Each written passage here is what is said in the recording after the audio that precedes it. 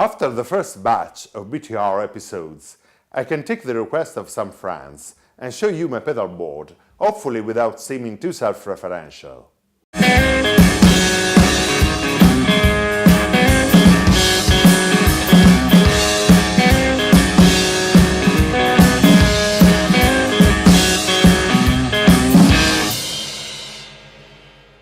I think there are at least two main parameters to consider when evaluating an effect pedal. The first parameter is the quality of the effect itself. How good is the elaboration of the sound and how it fits your artistic need or style. The second parameter is how the pedal respects your guitar signal, both with the effect on and the effect bypassed. That might seem obvious, but I've seen very influential and qualified experts missing this point. The second point is where, for example, many Boss or Danelectro pedals fail. Those pedals can often deliver pretty convincing effects, but to some extent they degrade your guitar's tone, which loses frequencies, power and dynamic response. I remember that in the 90s I was playing in a music venue which didn't have a good acoustics, and I was feeling quite frustrated with my guitar's tone. In the middle of the show I just unplugged all my effects and my guitar came to a new life. That's when I decided to sell all my old Boss pedals and move on. This is what became my main pedal board. Through the years it had a few changes, but it's still substantially the same that I assembled about 15 years ago. I'm using it in rehearsing room, in studio or on every stage where a flight is not involved. I'm a rough punkish player, so at the moment it's not quite in decent conditions, not to mention that it might use a good rewiring. It's better if first I make it more presentable with some household cleaning. I'll be right back.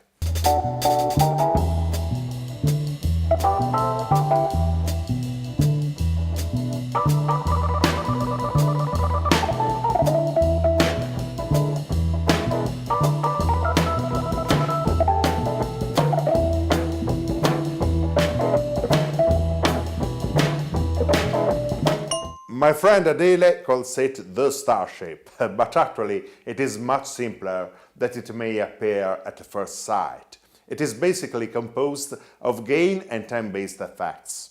I'm using my pedal board mainly as a discrete tool to complete and model my tone rather than to add prominent, impressive sound effects. As a result, most of the pedals stay on at the same settings throughout my entire show, with minimum tweaking or tip-tap dancing. In the last BTR episode I told you everything about my Klon Centaur. When I bought this pedal I thought that for me it could have been the ultimate overdrive, but as I mentioned, at higher gain settings I was still getting that light mid-hump which I didn't really like.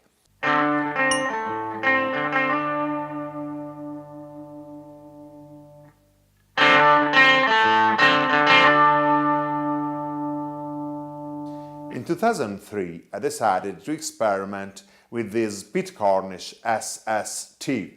It was really pricey, but I thought that I could have the purchase refunded selling the Centaur. There's a long story behind my SS2. I'll make it short. I alerted Cornish that his US distributor of the time was not behaving correctly with him.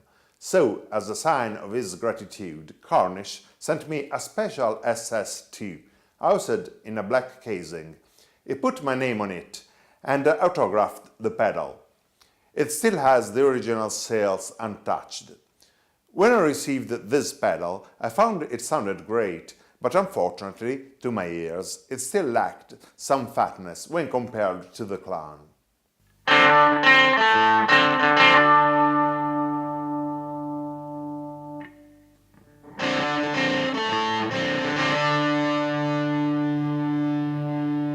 Finally, I discovered that the two pedals work really great together, each compensating the other's downsides, and delivering exactly the kind of distortion I was after.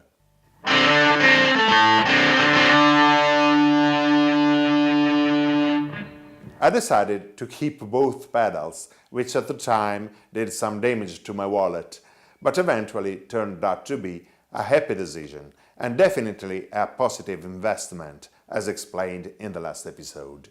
The Clan is set to very low gain and acts more like a boost. First in the signal chain, I have another nice and valuable pedal. It is a relatively recent addition, as I was lucky to find a reasonable deal a few years ago. It's an all-original BJFE Pink Purple Fuzz, hand-built in Sweden in the early 2000s by Bjorn Juhl and hand-painted by his wife Eva. The circuit board is sealed in neoprene to preserve trade secrets. For a certain period it has been reissued by Barefoot in St. Louis, but it's now sold out as the circuit is not easily reproduced due to component shortage. It's claimed that it can be powered at 18 volts for increased headroom, but unfortunately I had to revert to 9 volts to avoid problems with current buzz. It's a very dynamic, responsive and musical fuzz. It interacts very sweetly with the other overdrives. I use it at minimum gain settings and near unity level to get a discreet but important extra kick in solos or whenever I fancy.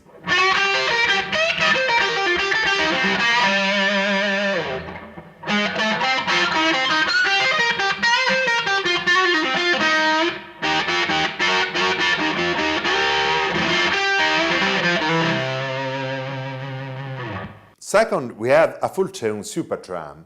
It's the early version with small wet knobs. This pedal has an important second use. I leave it always on, and when I don't need the tremolo effect, I just turn the mix control all the way down, and it gives a very pleasant boost compression action. It thickens the overall sound, adding presence.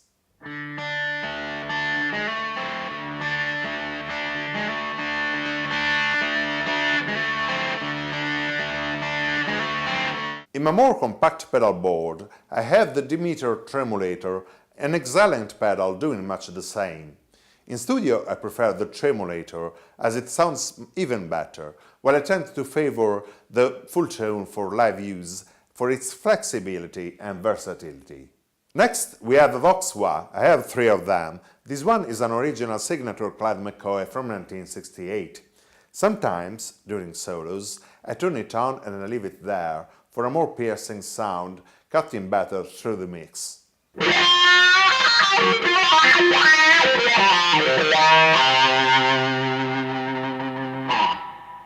After the overdrives, I have a vintage Ibanez AD80 analog delay, operated on 18 volts. It's from 1979 or 1980, same series as the famous TS-808.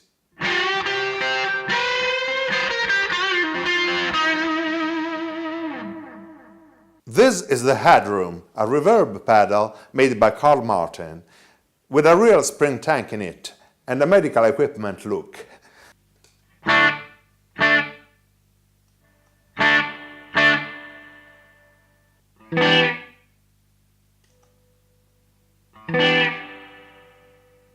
Last in the signal chain, we have this nice exotic EP booster operated on 18 volts.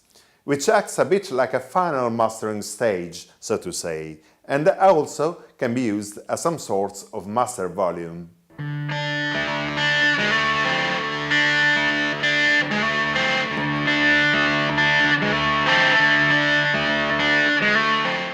I bought this Radial Bones Twin City when I went to play in Minneapolis, which is one of the Twin Cities, but that just happened by chance.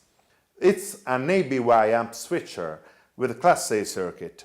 I use it to split the signal of my guitar and send it to the loop station on a separate pedal board, connected to a second amplifier. This way I have an independent, fully analog signal path, and the loop station doesn't stand in the way of my guitar's tone. I also have a Roger Mayer pedal for this same purpose, but I like the Radial better, both for ease of use and sound quality. All pedals are powered by this trusty Dunlop DC brick.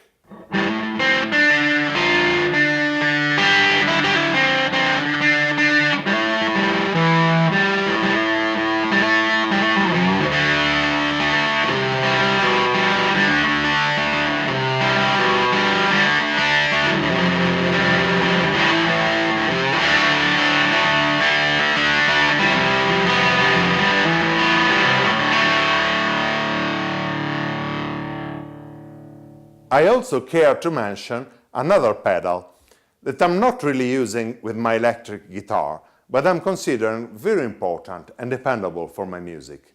This exotic RC booster, which is a great, really transparent, clean boost.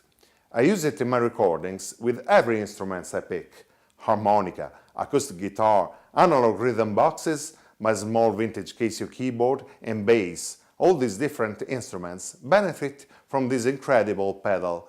Exotica also makes a model specific for bass. I'm sure we'll have plenty of time in the future to discuss more in depth about these and many other pedals. Can we guitar players keep from talking about pedals?